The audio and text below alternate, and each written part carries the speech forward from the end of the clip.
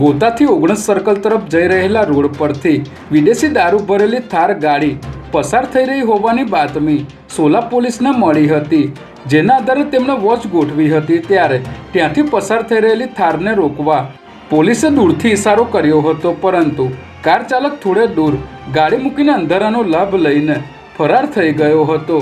જોકે પોલીસે તપાસ કરતા ગાડીમાંથી દારૂની 1097 બોટલ મળી આવી હતી, જેને પગલે પોલીસે દારૂ અને ગાડી સહિત 17 લાખ ઉપરાંતનો મુદ્દામાલ કબજે કર્યો હતો।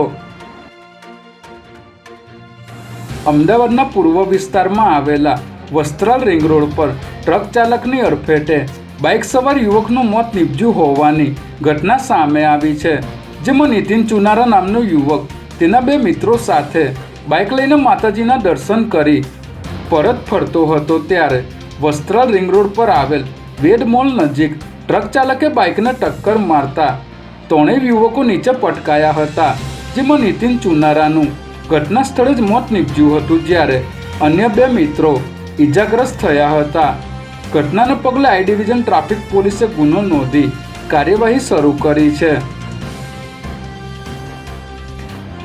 ઓગણજની ફૂડ ફોરેસ્ટ હોટલના ગાર્ડનમાં આવેલી ઓરડીમાં જુગાર રમી રહેલા 8 વેપારી મિત્રની સોલા પોલીસે ધરપકડ કરી હતી।